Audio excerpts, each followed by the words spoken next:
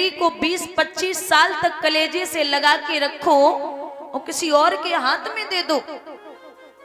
अरे हमने तो कई बाप ऐसे देखे हैं दादा, जो बिटिया सज धज करके जयमाला डालने के लिए पहुंच जाए और बाप खुद के कपड़े बदलना ही भूल जाता है।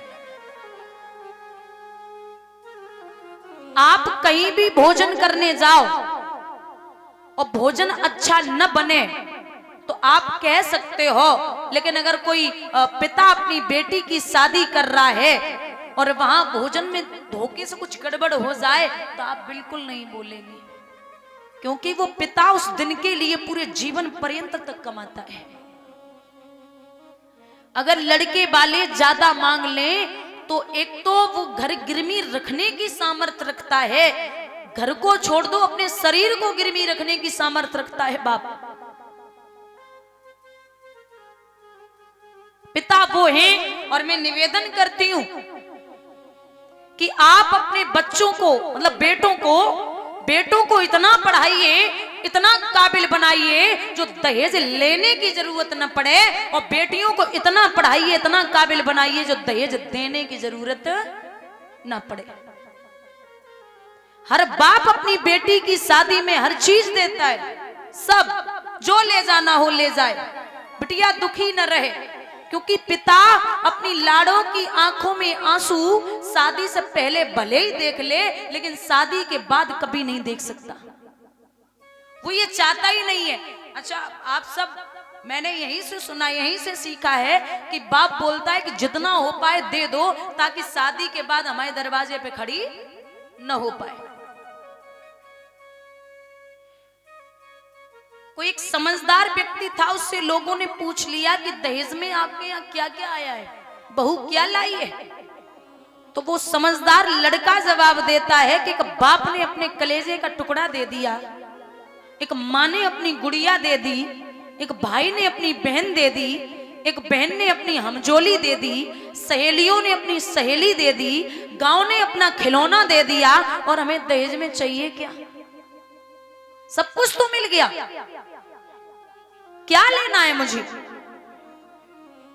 आप इतने, अगर कोई बाप, और मैं सच में ही कहती हूं, अगर कोई पिता 50 लाख रुपए दे रहा है बेटी की शादी में, मैं तो कहती हूं कि जाए और सीधे तुरंत बोले कपड़े धुल के लाओ, चाय बना के लाओ, खाना लाओ, हमारे बाप ने 50 लाख में खरीदा है, सब काम खुद करवाइए।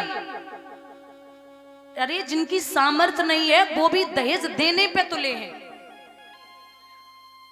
जिनकी सामर्थ्य नहीं है वो भी दहेज देने पे तुले हैं। एक बड़ा अच्छा उदाहरण है, बहुत ध्यान से सुनना दादा। एक बाप के 3 बेटियां थी, वो बाप अपनी बड़ी बेटी की शादी कर रहा था, तो जब दामाद बारात लेके आया तो वो बारौठी हुई, बाप पता नहीं उसका क्या दिमाग बदला, बोला हमें गाड़ी चाहिए, 4 व्हीलर गाड़ी चाहिए। अब बाप बोला कि इतना पैसा तो है नहीं, कहां से लाऊंगा, और 3 बेटियां, हमारी 20,000 की नौकरी है। वो जिद कर गया, बोले बारात वापस ले जाऊंगा। बाप ने पगड़ी उतारी और दामाद के चरणों पे रख दी, बोले यही जो भी है, जितना दिया आप इसमें ही संतुष्ट रहें, आप मेरे बेटे के समान हैं, मेरे बेटा है नहीं, बेटियां ही बेटियां हैं, आपका ही सब कुछ है। लेकिन वो जिद कर गया, बाप ने बेचारे ने यहाँ वहां से पैसे इकट्ठे किए, इज्जत जा रही थी, अच्छा बारात वापस जाए तो बाप की बहुत बड़ी बेइज्जती है, यहाँ वहां से पैसे इकट्ठे किए, गाड़ी दी। सुबह दामाद जी बिटिया को लेके पहुंचे घर पे। अब जब बिटिया को घर पे लेके पहुंचे तो उनके यहाँ की एक रस्म थी कि जब बहू घर में आए तो मंदिर ले जाते थे, तो वो जो गाड़ी शादी में मिली थी उसी में बगल वाली सीट पे पत्नी को बिठाया और साहब खुद गाड़ी चला रहे। अब इतनी स्पीड में गाड़ी है, महाराज पत्नी बार बार रोक रही, महाराज धीरे चलिए, धीरे चलिए, आराम से चलिए, आराम से पहुंच जाएंगे। अब बे आराम से चले कैसे, खुद के बाप को तो लगो ना, खुद के बाप का तो लगा नहीं, आराम से चले कैसी, गलती उनकी है नहीं। मंदिर पे पहुंचे और मंदिर पे जब पहुंचे, जब तक गाड़ी कंट्रोल की, एक भिखारी रोड क्रॉस कर रहा था, उसके छूने से बची। साहब ने गुस्से में खिड़की खोली और भिखारी को जवाब दिया, वो विकलांग था, पैर नहीं थे, तो बोले क्यों रे, लंगड़ा तो है ही, अंधा भी हो चुका। इतनी बड़ी गाड़ी तुझे दिखाई नहीं दी? अगर ये गाड़ी टूट जाती तुझे बचाने में तो हरजाना कौन तेरा बाप देता? भिखारी हाथ जोड़ा, साहब गलती हो गई, माफ करना। पत्नी ने 100 रुपए निकाले और भिखारी को दे दिए। क्यों गुस्सा करते हो भिखारी? अरे तुम्हारे जैसे लोगों ने भिखारियों के दिमाग खराब किए, इसे पैसे देने की क्या जरूरत थी? पत्नी ने पति का चेहरा देखा और जवाब दिया, जबान संभाल के बात कीजिए, इसके तो पैर नहीं है और ये घर से गरीब है तब भीख मांग रहा है, और तुम्हारे तो पैर सही सलामत है, घर से ठीक ठाक हो, तुम हमारे बाप के सामने मंडप के नीचे बैठ के भीख मांग रहे थे, तुम्हें शर्म नहीं आई?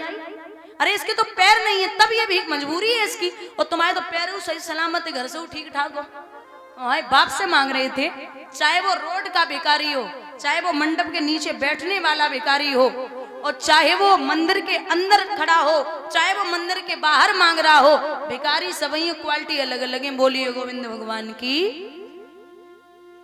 यहां लिखते हैं विद्वान, ओ दहेज के ठेकेदारों, ओ दहेज के ठेकेदारों, और तुम्हें अकल कब आएगी? और ये दहेज की बीमारी भारत से किस दिन जाएगी?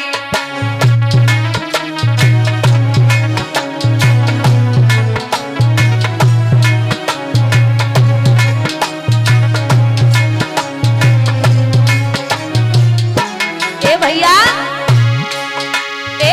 आज हजारों अबलाओं को ट्रेन से कटते देखा है, आज हजारों महिलाओं को आग लगाते देखा है।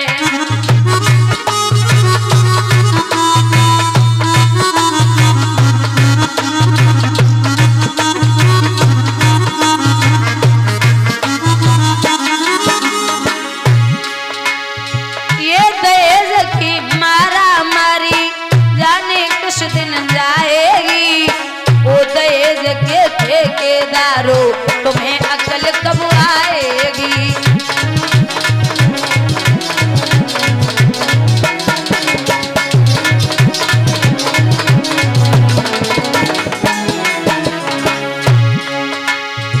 आज हजारों कन्याओं को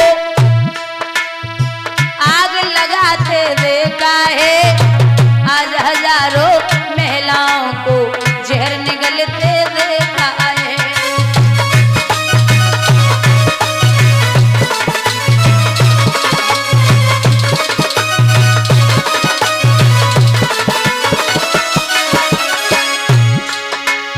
ये दहेज की मारा मारी जाने किस दिन जाएगी?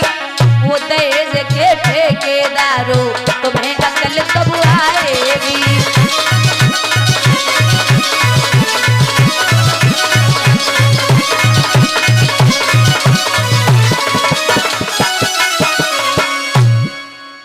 मेरे भैया, यहां राजा हिमांचल विदा कर रहे हैं। बड़ी मां मैना समझा रही है, लाडो पराए घर जाना है, बहुत अच्छे से जाना, कोई भी कष्ट न हो। तो जब विदा किया, भगवान भोले बाबा विदा करके लाए हैं कैलाश पर्वत पर, तो मैया ने जवाब दो कार्तिक ऋषियों को श्रवण करा रहे। और यही कथा श्री सुखदेव भगवान उत्तरानंदन परीक्षित को श्रवण करा रहे।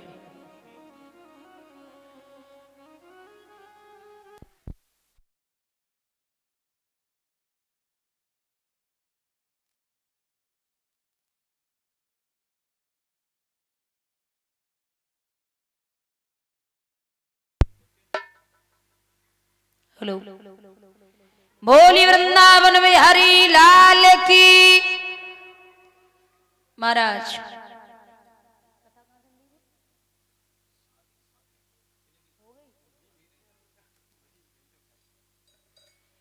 महाराज आप श्रवण कर रहे थे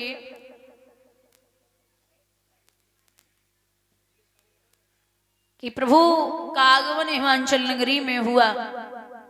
परीक्षित, सब लोग सोच रहे हैं कैसा पति है गौरा का, पार्वती का। बड़े बेचैन हैं। प्रभु से कहा कि आप अच्छा सा स्वरूप रखिए। अच्छा स्वरूप रखने की जरूरत नहीं है। आपने उनका श्लोक पढ़ा है, कर्पूर गौरम। भगवान शिव का जो पहला उनकी स्तुति है, कर्पूर गौरम। कपूर होता ना, कपूर, उतने सफेद थे भगवान। कर्पूर गौरम करुणावतारम, करुणा के अवतार हैं वो। कपूर से भी ज्यादा गोरे थे। अब समझ लो वो कितने सुंदर होंगे। इतने ज्यादा गोरे, और वो भी काले काले सर्प गले में हैं, हाथों में हैं, पैरों में हैं। अरे जब सजाया गया था तो वो तो अकेली मृगशाला पहनते थे। अब मृगशाला पहनने वाला बैठा ही रहता था, उठते तो थे नहीं इतना। तो बोले कि बारात लेके जाना, अब करें क्या? तो एक सांप कमर में बांध दिया था जो वो सदी रहे। वो बारात के लिए सबने कहा प्रभु तैयारी करिए, ऐसे तो शादी नहीं होगी। भगवान ने रूप लिया। रूप लेने के बाद में जब विवाह की तैयारियां हुई, शादी के लिए प्रभु मंडप के नीचे पहुंचे तो भामरें डाली गई। भामरें डालते समय एक सर्प बार बार बाबा को परेशान कर रहा था। तो बुजुर्गों, बाबा ने उस सर्प को निकाल करके मंडप में बांध दिया। भामरें डाल के चले आए। पुनः थोड़ी देर के बाद याद आई है कि मैं एक सर्प को मंडप में बांध के आया हूं, तो वापस खोलने के लिए पहुंचे। हमारे समाज में एक रीति है, भामरें डाल के लड़का जाता है और फिर एक रस्म होती गूंथ खोलने वाली होती है ना, तो वो रस्म बाबा ने शुरू की है। दोबारा फिर सर्प खोलने के लिए गए तो यहीं से वो रस्म शुरू हो गई। अब विदाई का समय आया तो विदाई के समय में राजा हिमांचल बड़े रोए, बहुत।